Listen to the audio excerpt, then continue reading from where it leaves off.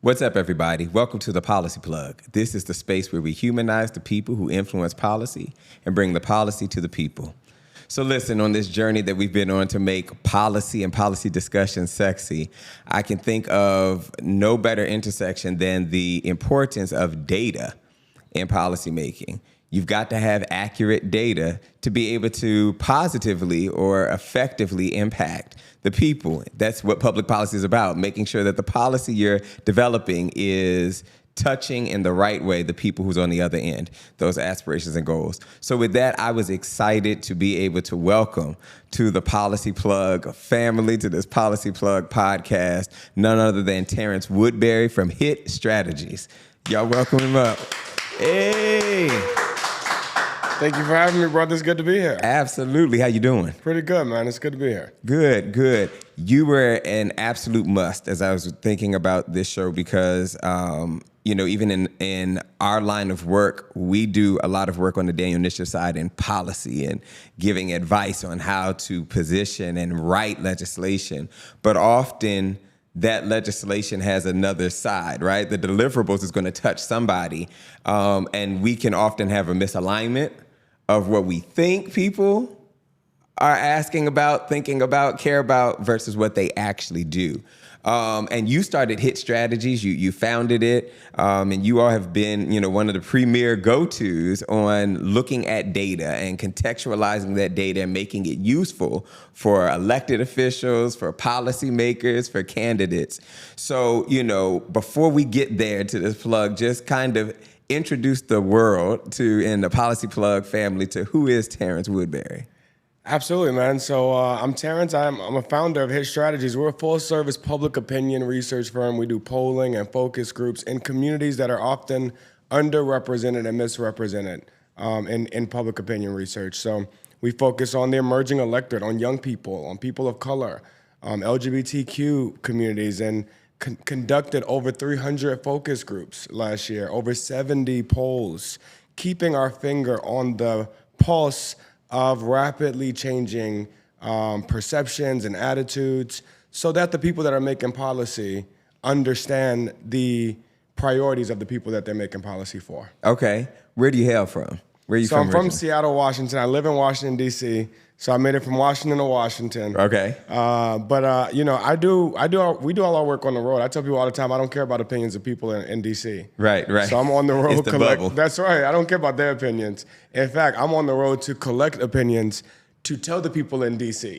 What actual America thinks and cares about. So I'm not gonna lie to you. I've been to Washington State a few times, but my context is probably colored by Twilight, the series, and it feels what is Washington State like? What was that growing up there? Man, Seattle is one of the I believe Seattle is one of the most beautiful cities in the world. Okay. It is the Evergreen State, the Emerald City. It is the most progressive city in America. There are 10 members of the Seattle City Council. 8 of them are Democrats. The other 2 are left of Democrats. Okay. Ain't no Republicans on the whole council. Okay. Because there's very few Republicans in the city and even less in the state. So it's a progressive city. It's also, I like to brag that it has the best marijuana in the world. Okay. Even though we are hailing from Los Angeles right now, and California is known for their cannabis quality, I just would like to say, Seattle got the best weed in the world. So you doing a shameless plug. That's right. We just don't do, the difference about Seattle marijuana and LA marijuana is we don't do cannabis tourism. We ain't making songs about it and inviting the world to come, but trust me and go find out for yourself. So what made you move, relocate? What was the thing that had you relocate from Washington to Washington across coasts? Yeah, so my mom went to Howard. And, my mom had me very young. My mom had me in high school in Seattle. And so when she went to Washington to go to school, she went to the mecca of black education, to Chocolate City. Seattle is not a very black city. It's a very diverse city, but not very black. So when my young mom went there with her young, 3-year-old son, she never went back. She knew that she wanted to raise me in this Black Mecca in Chocolate City and expose me to that level of Black aspiration and affluence. Okay. Before we get to the policy side, we try to humanize, right, and make sure that people understand. Because I mean, you're about to experience the brilliance, and even like the number crunching, and that goes into this. But what's your favorite thing to do to relax? I love the water. So I live on the water. I run on the water every day. I look at the water every day. I live on the Potomac River in DC. Okay. And so I look out at the water every day. Yeah. And it's just soothing and relaxing for me. Okay. Your favorite movie of all time? Color Purple.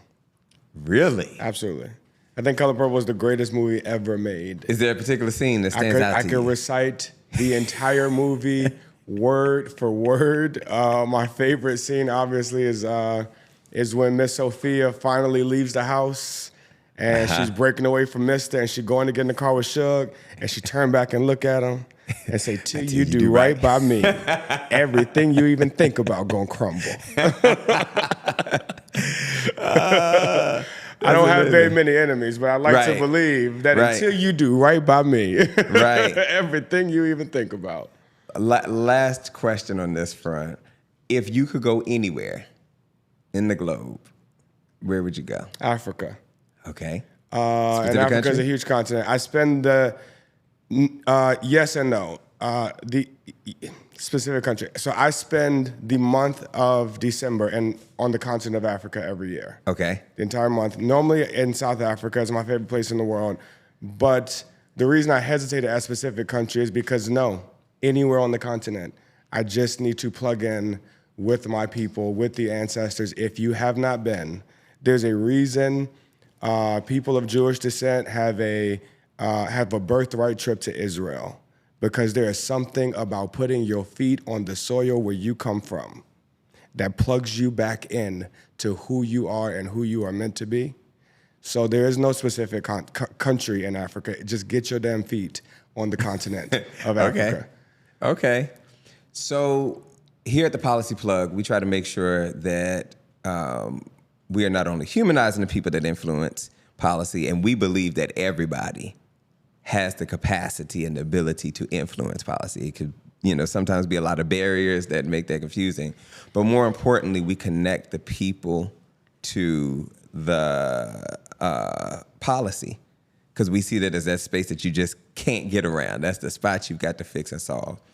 Kind of talk to us, because you're definitely, a pollster. You all do data crunching. Like, out of everything you could have done, what stood out to you about data crunching, polling, that made you like, this is it, this is my lane? That's right, man. Because I do feel like I found my lane. I feel like the work that I do, it's purpose work. I feel like I found my purpose. And a part of how I found that, I always love politics. I'm assuming that the folks that tune into this podcast have a similar affinity and appreciation for the body politic. That's why you're watching, and that's why you're listening. So early on, I worked on a lot of campaigns. I used to joke that I've worked every job on the campaign except the candidate. Right. And that's one job I don't want. But we represent a lot of candidates. We Hit Strategies represents young, diverse elected officials and candidates, a lot of which you feature right here on the podcast.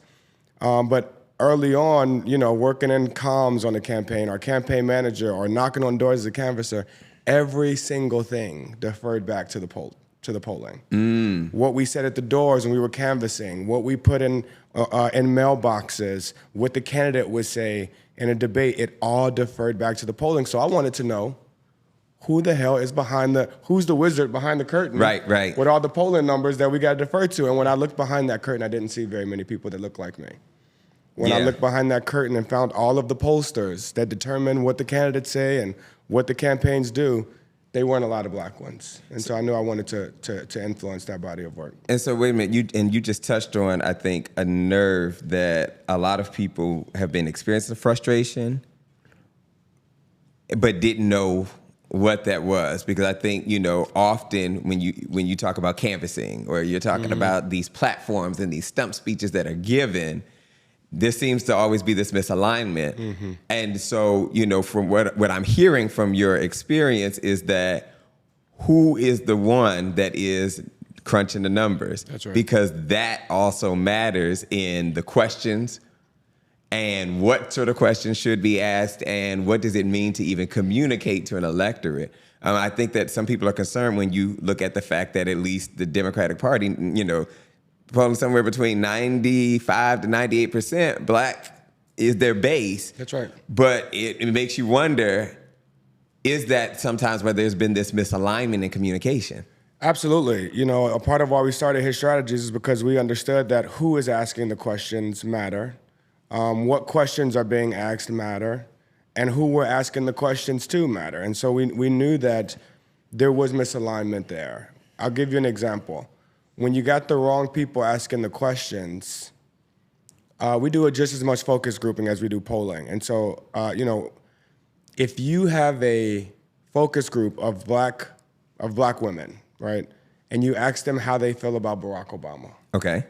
who's asking that question matters, because them black women they're not about to talk shit. That's right. To a white person. That's right. About Barack Obama. But what they'll tell me is, I love Barack, but I was disappointed that we didn't get this, this, and this. Or I love Barack and Michelle, but I wish he would have focused more on that. They will give me criticisms of Barack Obama that they will never tell a white outside poster. Yeah. Right? I'll give you another example. When you're asking the wrong questions, one very popular polling question that is in every poll is like, what is your issue priority? And we typically see things like crime or healthcare or education rising to the top of America's issue priorities. Well, for Black America, the number 1, 2, or 3 issue forever, as long as I've been asking the question, is racism and discrimination. It is a top 3 issue, no matter what black people you asking, no matter when you ask them, where you ask them. Well, most pollsters don't even include racism and discrimination as an issue. Right. So if you asking black folks what their top issue priority is, and you haven't even included their top issue priority, then you're asking the wrong question. Let me ask you a professional question then, because that question that that is on all those of, and the issue of racism being 1, 2, or 3 in that space, you and I know that the reality of systemic, institutionalized, and structural racism is that it shows up in healthcare. It's every issue. It shows up in tech. That's what black people know. It's every issue. And so why do you think then, is it that white pollsters are ill-equipped with that struggle, that they don't see that it's intersectional from the respondent's view, or is it that they don't care? Is the blind spot, like, in your professional opinion, like what is that gap on their end? It's oblivion, when you don't have to deal with racism every day, then you're oblivious to how we deal with it every day. Yeah. Right. And so that's the reason why black people will make it will list it as a top issue, is because, to your point, we know that racism exists in every issue. Yeah. And that if I really wanted to fix education or healthcare or economy or jobs or crime or public safety or criminal justice or climate change or racism. Yeah. And black people understand that. Yeah. And so, when other pollsters don't include it, I don't think it is, an active erasure of racism. I think it's just an oblivion. They don't have to think about it. That's fascinating. Yeah. So we are, I know in Virginia, where I live, New Jersey as well, they tend to have off-year elections or odd number election. And then, of course, what's on everybody's mind in the news is, will Biden run? Will Trump make it through these indictments? And is he going to run? And DeSantis and all these things. But at the heart of that, then, there has been this persistent narrative that I would say, and this focus by both sides of the aisle on the black community. Democrats feel this sense of, this is our strongest base, so we have to, in some ways, acknowledge that. And the argument could be made that Republicans acknowledge That's right. the primacy of the black vote. That's right. Which is why we see these voter suppressive measures That's right. that are populated around. What are you hearing? Because I know, and I've been in settings, and we've talked about even the body of work that Hit Strategies has done on understanding how Black America is looking at the issues that matter to them, but even more specifically, Black men. Like that, I would say, in my personal opinion, the Black men is the Achilles heel of the Democratic Party. And their outreach and that inability or that ability is going to be pivotal. So what are what's this body of work that y'all been working on and like? All right, man, let's go there. Let's go ahead and lean into this data. This is where we spend a lot of our time. Me specifically, there's 41 people at His Strategies that are trying to figure this out every day. How this gender gap between Black voters, between Black men and Black women. Okay. But there's also a growing and even more pervasive generational gap between younger Black voters and older Black voters. And what we have found is that Black men and younger Black voters are twice as likely to vote for Republicans. As Sorry, their say women that again. So in 2022, this isn't like a self-reported likelihood. This is based on the data of how they voted. Right. In 2022, 10% of Black women voted for Republicans. 10%. In the same election, 20% of Black men voted for Republicans. Okay. They are twice as likely to vote for Republicans as Black women. Gotcha. But I want to be clear here that while Black men have increased their support of Republicans year over year since Obama left the political stage in 2012, Black voters are the consumers, right? The products and the policies that parties are putting forth, that's the product. The candidates are the product. The policies are the product. So when the consumer stops buying the product, you don't blame the consumer. It's not Black men's fault. Right. That they are not as attracted to the product that Democrats are putting out. Democrats need to make a better damn product. Yeah. Because Republicans are putting forth a product to Black men now.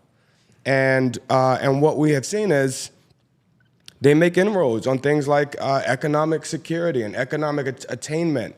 And frankly, Donald Trump appeals to Black men in a unique way, both in policy and in personality. That there's a strong man there. There's a I don't give a shit there. Right.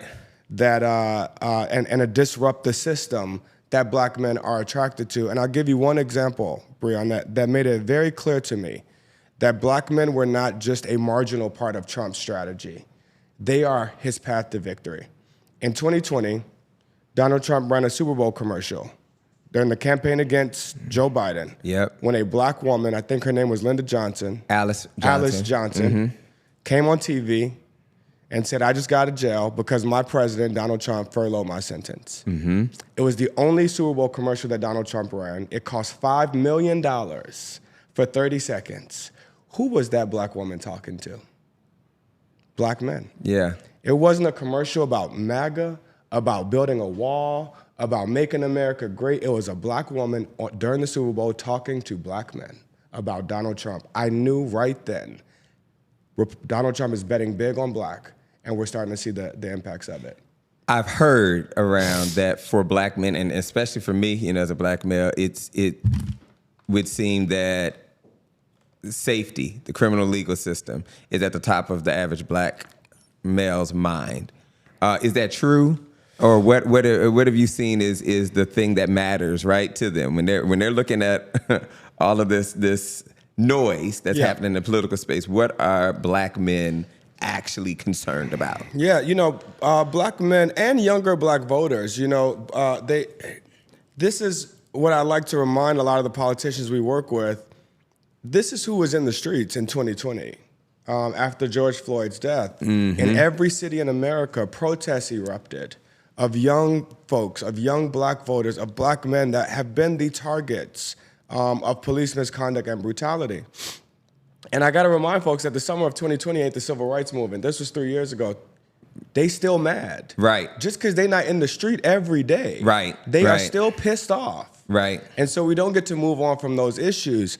And so we ask black men, what do they want to see done about criminal justice reform? What are the priorities? And what we have seen is that Joe Biden and the Merrick Garland Justice Department have achieved a lot of the agenda that black men have wanted. The Justice Department has banned chokeholds, has banned no-knock warrants, has made body cameras mandatory for all federal officers, has ended the federal government's relationship with private prisons, has legalized marijuana, and that's not all, expunged every federal record. Okay. They are getting it done, but there's two problems. One, black men don't know this stuff. Okay. When I sit in focus groups and tell black men that this is what's happening, they are hearing it for the first time. They have no idea that this progress is happening. And two, they don't want to give Joe Biden and Merrick Garland credit for it. They don't believe that there's a great white hope in Washington that shows up to work every day to rescue them. When in fact, this is where we have to reposition the hero. The hero here is not Joe Biden and Merrick Garland. The hero here are those black voters that were protesting in the street, that made these demands and then went to the ballot box and cashed in on those demands. They are the reason that this progress is happening, and that's how we're going to have to reposition this. Got it. What does your polling, because even as we talk more about representation, black women are the most stable voting bloc, even within, the black community. And often when they're voting, they're not just voting for themselves. That's right. And they're not just voting for Therefore No More. They're thinking about, Grandma Ethel May and, these other people here.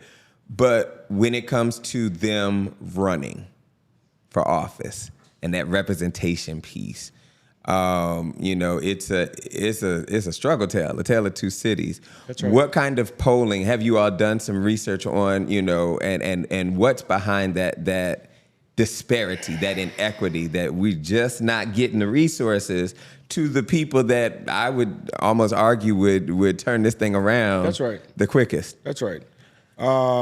This is both a strategic and a moral imperative of Democrats, but of our political system in general. It is the representation of black women in the body politic. Black women are the most likely voters in America. They're the most democratic voters in America.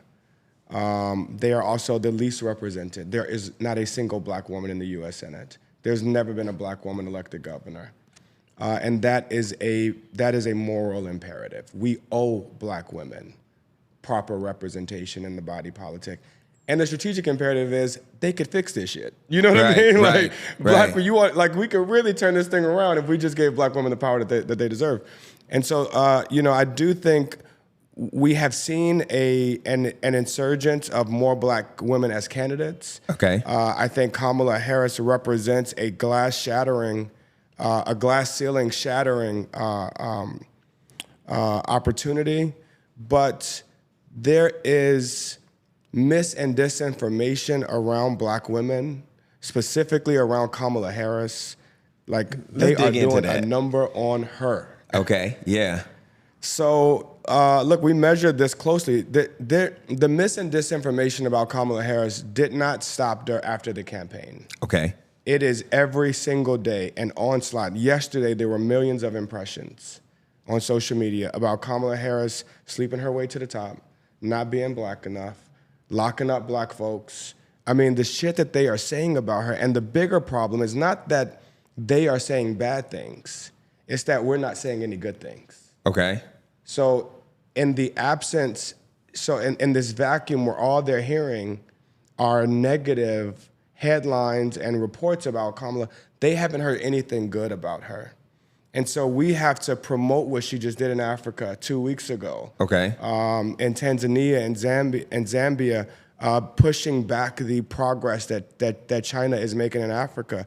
We have to promote the fact that she was in Tennessee, helping Justin and Justin fight back their expulsion from the legislature, and really promote the historic gains that she is making because of this moral and strategic imperative and obligation that we have to uplift black women. I wonder on the data point side, though, because I absolutely agree with you that black women in general, including Kamala Harris, there's a whole lot of misinformation and disinformation. Yeah. But specifically, when we even land on that part that she's locking black men up, I could be wrong, but I can remember when, as Attorney General of Los Angeles, she had this truancy, this way to fix truancy. And I believe that that's how that data point, what, right or wrong, what became a data point of this whole, locking up black people. I don't think anybody got locked up, and as the vice president has tried to make clear, nobody got locked up. I don't know if she's trying to make it clear enough. She needs to make that a lot more clear. Got it. That's part of the problem. There's room, communication to very much make that clear. I think some people were saying, but even if no one got locked up, it was the potential because of the principle. It was the principle of the thing, right? It was the potential that was there.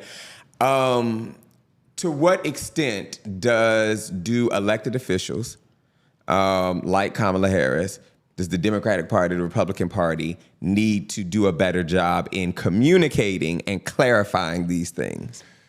This is one of the this is a part of the progress that has been made because of the movement and uprush of 2020, because of the protest of 2020. We have seen public opinion shift on issues of crime and public safety, where the overwhelming majority of Americans want to see us put forth policies that prevent crime rather than respond to crime. Americans understand that young people committing property crimes are acts of desperation. And so we have to provide economic opportunity and education and training. Police should not be doing jobs like mental health and drug addiction counseling, and those are not jobs that police should be doing. And so because of that progress, I do think that politicians now have to be very clear about what a smart on crime and not just tough on crime approach to public safety is going to look like.